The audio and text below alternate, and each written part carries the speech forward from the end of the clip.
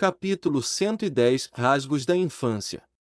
O resto come-me ainda muitos capítulos, há vidas que os têm menos, e fazem-se ainda assim completas e acabadas. Aos 5 e 6 anos, Ezequiel não parecia desmentir os meus sonhos da Praia da Glória, ao contrário, adivinhavam-se nele todas as vocações possíveis, desde vadio até apóstolo. Vadio é aqui posto no bom sentido, no sentido de homem que pensa e cala, metia-se às vezes consigo, e nisto fazia lembrar a mãe, desde pequena. Assim também, agitava-se todo e instava por ir persuadir as vizinhas que os doces que eu lhe trazia eram doces deveras. Não o fazia antes de farto deles, mas também os apóstolos não levam a boa doutrina senão depois de a terem toda no coração. Escobar, bom negociante, opinava que a causa principal desta outra inclinação, talvez fosse convidar implicitamente as vizinhas a igual apostolado, quando os pais lhe trouxessem doces, e ria-se da própria graça, e anunciava-me que o fana seu sócio.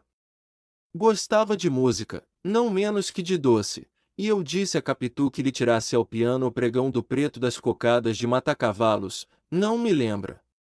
Não diga isso. Você não se lembra daquele preto que vendia doce, às tardes? Lembra-me de um preto que vendia doce, mas não sei mais da toada. Nem das palavras. Nem das palavras. A leitora, que ainda se lembrará das palavras, dado que me tenha lido com atenção, ficará espantada de tamanho esquecimento, tanto mais que lhe lembrarão ainda as vozes da sua infância e adolescência, haverá olvidado algumas, mas nem tudo fica na cabeça. Assim me replicou Capitu, e não achei tréplica. Fiz, porém, o que ela não esperava, corri aos meus papéis velhos. Em S. Paulo, quando estudante, pedi a um professor de música que me transcrevesse a toada do pregão. Ele o fez com prazer, bastou-me repetir-lhe de memória, e eu guardei o papelinho, fui procurá-lo.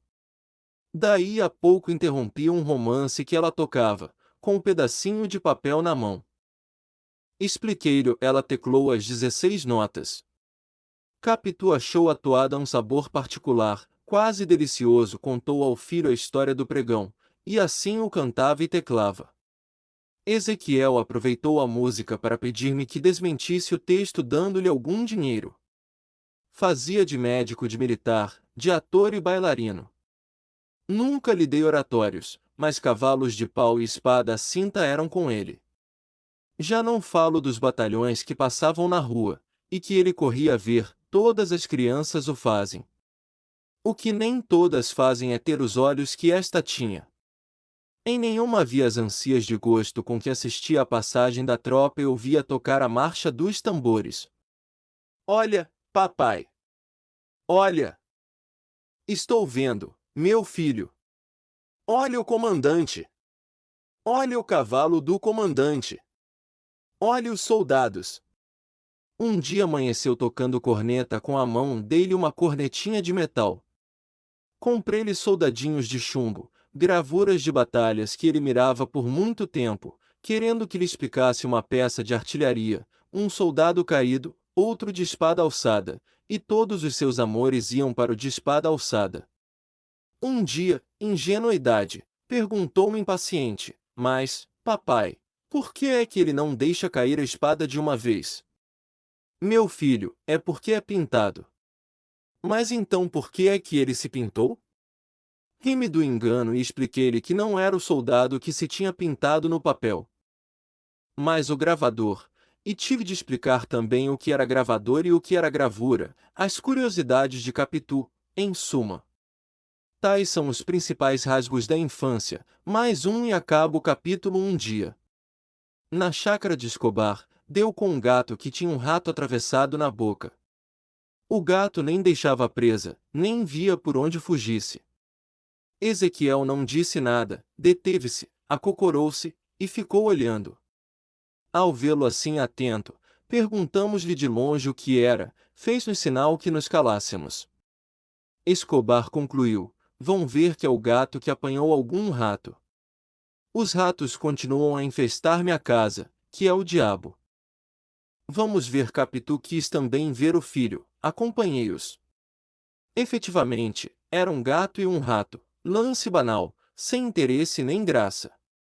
A única circunstância particular era estar o rato vivo, esperneando, e o meu pequeno elevado. De resto, o instante foi curto.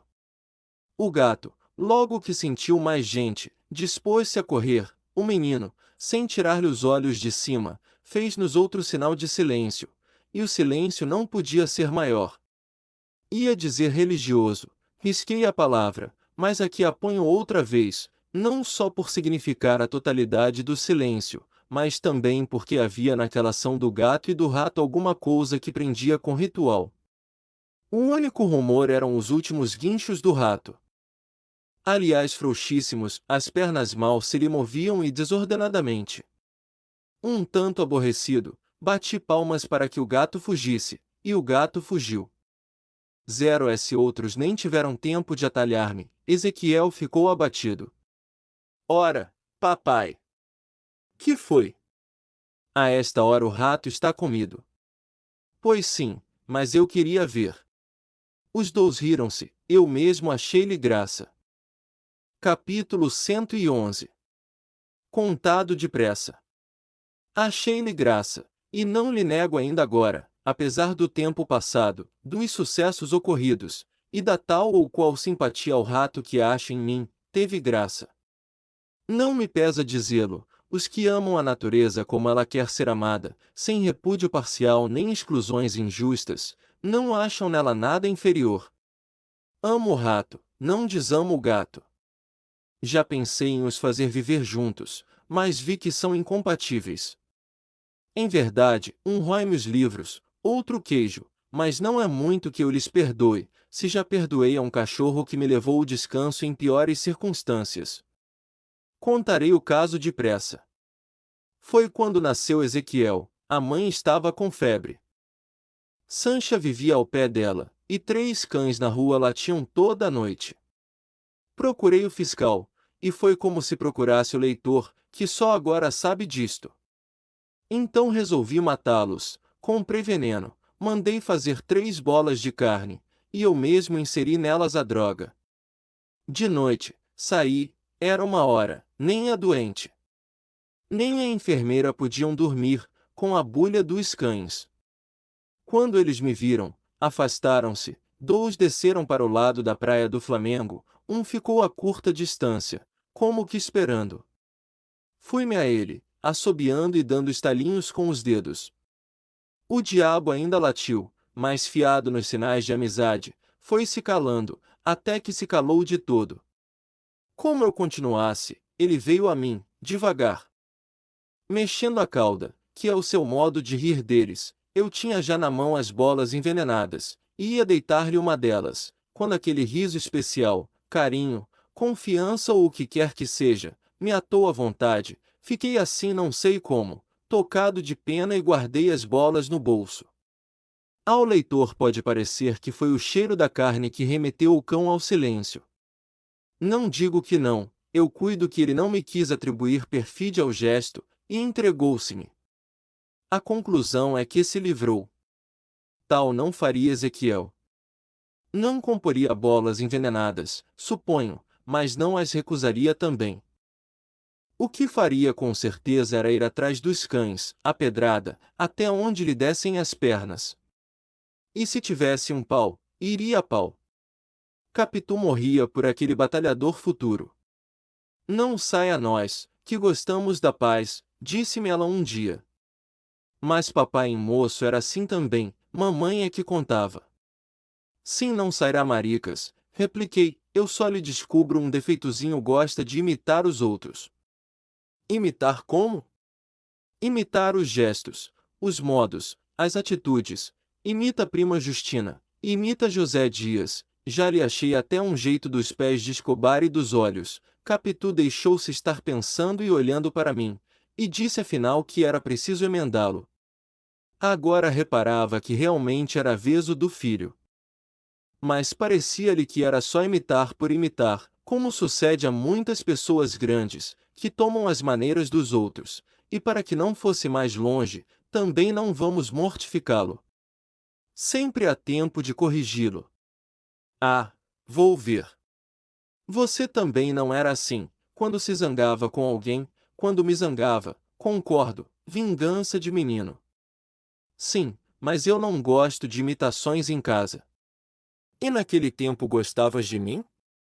Disse eu batendo-lhe na face. A resposta de Capitu foi um riso doce de escárnio, um desses risos que não se descrevem, e apenas se pintarão. Depois estirou os braços e atirou-mos sobre os ombros, tão cheios de graça que pareciam, velha imagem, um colar de flores. Eu fiz o mesmo aos meus, e senti não haver ali um escultor que nos transferisse a atitude a um pedaço de mármore. Só brilharia o artista, é certo. Quando uma pessoa ou um grupo saem bem, ninguém quer saber de modelo, mas da obra, e a obra é que fica. Não importa, nós saberíamos que éramos nós. Capítulo 112. As imitações de Ezequiel, tal não faria Ezequiel. Não comporia bolas envenenadas, suponho, mas não as recusaria também. O que faria com certeza era ir atrás dos cães, a pedrada, até onde lhe dessem as pernas. E se tivesse um pau, iria a pau. Capitu morria por aquele batalhador futuro. Não sai a nós, que gostamos da paz, disse-me ela um dia, mas papai em moço era assim também. Mamãe é que contava, sim, não sairá maricas. Repliquei, eu só lhe descubro um defeitozinho, gosta de imitar os outros. Imitar como? Imitar os gestos, os modos, as atitudes. Imita a prima Justina, imita José Dias, já lhe achei até um jeito dos pés de Escobar e dos olhos. Capitu deixou-se estar pensando e olhando para mim, e disse afinal que era preciso emendá-lo. Agora reparava que realmente era avesso do filho, mas parecia-lhe que era só imitar por imitar, como sucede a muitas pessoas grandes, que tomam as maneiras dos outros, e para que não fosse mais longe, também não vamos mortificá-lo. Sempre há tempo de corrigi-lo. Vou ver. Você também não era assim, quando se zangava com alguém, quando me zangava, concordo, vingança de menino, sim, mas eu não gosto de imitações em casa. E naquele tempo gostavas de mim? Disse eu batendo-lhe na face. A resposta de Capitu foi um riso doce de escárnio, um desses risos que não se descrevem. E apenas se pintarão. Depois estirou os braços e atirou-mos sobre os ombros, tão cheios de graça que pareciam, velha imagem, um colar de flores. Eu fiz o mesmo aos meus, e senti não haver ali um escultor que nos transferisse a atitude a um pedaço de mármore. Só brilharia o artista, é certo.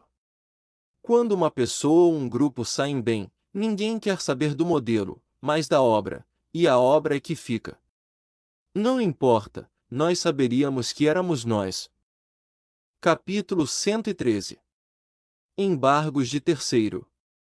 Por falar nisto, é natural que me pergunte se, sendo antes tão cioso dela, não continuei a sê-lo apesar do filho e dos anos. Sim. Senhor, continuei. Continuei, a tal ponto que o menor gesto me afligia, a mais ínfima palavra, uma insistência qualquer, muita vez só a indiferença bastava. Cheguei a ter ciúmes de tudo e de todos. Um vizinho, um par de valsa, qualquer homem, moço ou maduro, me enchia de terror ou desconfiança. É certo que Capitu gostava de ser vista, e o meio mais próprio a tal fim, disse-me uma senhora, um dia, é ver também, e não a ver sem mostrar que se vê. A senhora que me disse isto cuido que gostou de mim. E foi naturalmente por não achar da minha parte correspondência aos seus afetos que me explicou daquela maneira os seus olhos teimosos. Outros olhos me procuravam também, não muitos, e não digo nada sobre eles, tendo aliás confessado a princípio as minhas aventuras vindouras, mas eram ainda vindouras. Naquele tempo, por mais mulheres bonitas que achasse, nenhuma receberia a mínima parte do amor que tinha Capitu. A minha própria mãe não queria mais que metade. Capitu era tudo e mais que tudo, não vivia nem trabalhava que não fosse pensando nela. Ao teatro íamos juntos, só me lembra que fosse 2 vezes sem ela, um benefício de ator, e uma estreia de ópera, aqui ela não foi por ter adoecido, mas quis por força que eu fosse. Era tarde para mandar o camarote a Escobar. Saí, mas voltei no fim do primeiro ato. Encontrei Escobar à porta do corredor. Vinha falar-te, disse-me ele. Expliquei-lhe que tinha saído para o teatro donde voltará receoso de Capitu, que ficará doente. Doente de quê? Perguntou Escobar. Queixava-se da cabeça e do estômago. Então, vou-me embora. Vinha para aquele negócio dos embargos, eram uns embargos de terceiro, ocorrerá um incidente importante, e, tendo ele jantado na cidade, não quis ir para casa sem dizer-me o que era, mas já agora falaria depois. Não, falemos já, sobe, ela pode estar melhor. Se estiver pior, desces. Capitu estava melhor e até boa. Confessou-me que apenas tivera uma dor de cabeça de nada, mas agravara o padecimento para que eu fosse divertir-me.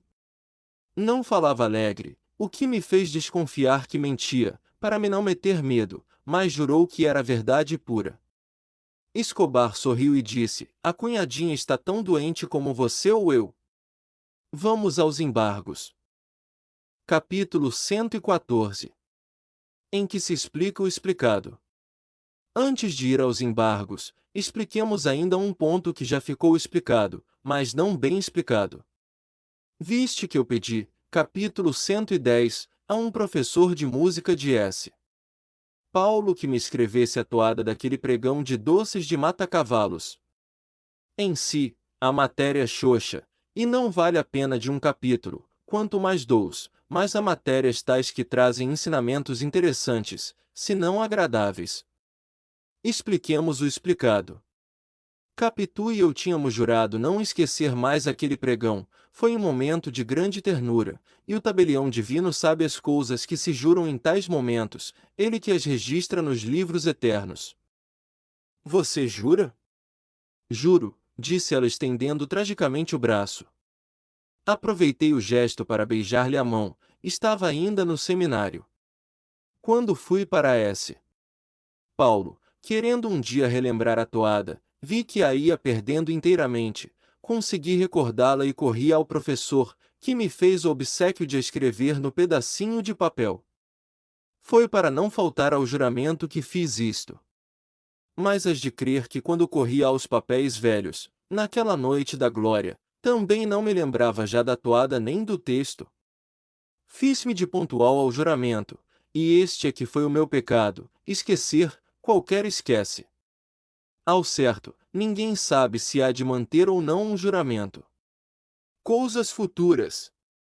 Portanto, a nossa Constituição Política, transferindo o juramento à afirmação simples, é profundamente moral. Acabou com um pecado terrível. Faltar ao compromisso é sempre infidelidade, mas a alguém que tenha mais temor a Deus que aos homens não lhe importará mentir, uma vez ou outra, desde que não mete a alma no purgatório. Não confundam purgatório com o inferno, que é o eterno naufrágio. Purgatório é uma casa de penhores, que empresta sobre todas as virtudes, a juro alto e prazo curto. Mas os prazos renovam-se, até que um dia uma ou duas virtudes medianas pagam todos os pecados grandes e pequenos. Capítulo 115. Dúvidas sobre dúvidas. Vamos agora aos embargos. E por que iremos aos embargos? Deus sabe o que custa escrevê-los, quanto mais contá-los. Da circunstância nova que Escobar me trazia apenas digo o que lhe disse então, isto é, que não valia nada. Nada? Quase nada. Então vale alguma coisa. Para reforçar as razões que já temos vale menos que o chá que você vai tomar comigo. É tarde para tomar chá. Tomaremos depressa. Tomamos depressa. Durante ele, Escobar olhava para mim descerfiado, como se cuidasse que eu recusava a circunstância nova para forrar-me a escrevê-la, mas tal suspeita não ia com a nossa amizade. Quando ele saiu, referi as minhas dúvidas a Capitu, elas desfez com a arte fina que possuía, Um jeito, uma graça toda sua, capaz de dissipar as mesmas tristezas de Olímpio. Seria o negócio dos embargos, concluiu, e ele que veio até aqui. A esta hora, é que está impressionado com a demanda. Tens razão. Palavra puxa palavra, falei de outras dúvidas. Eu era então um poço delas, coachavam dentro de mim, como verdadeiras rãs, a ponto de me tirarem o sono algumas vezes. Disse-lhe que começava a achar minha mãe um tanto fria e arredia com ela. Pois aqui mesmo valeu a arte fina de Capitu. Já disse a você o que é, coisas de sogra. Mamãezinha tem ciúmes de você. Logo que eles passem e as saudades aumentem, ela torna a ser o que era. Em lhe faltando neto, mas eu tenho notado que já é fria também com Ezequiel quando ele vai comigo. Mamãe não lhe faz as mesmas graças. Quem sabe se não anda doente? Vamos nós jantar com ela amanhã? Vamos. Não. Pois vamos. Fomos jantar com a minha velha. Já lhe podia chamar assim, posto que os seus cabelos brancos não o fossem todos nem totalmente, e o rosto estivesse comparativamente fresco, era uma espécie de mocidade quinquagenária ou de ancianidade viçosa, a escolha. Mas nada de melancolias, não quero falar dos olhos molhados, a entrada e a saída. Pouco entrou na conversação. Também não era diferente da costumada. José Dias falou do casamento e suas belezas, da política, da Europa e da homeopatia, tio Cosme das suas moléstias, prima Justina da vizinhança, ou de José Dias, quando este saía da sala. Quando voltamos, à noite, viemos por ali a pé, falando das minhas dúvidas.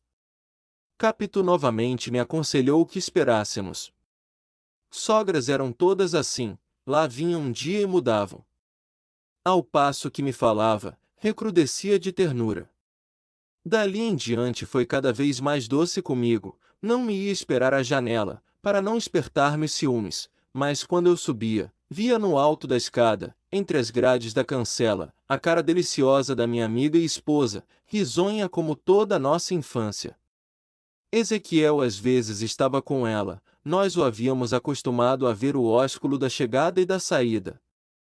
E ele enchia-me a cara de beijos.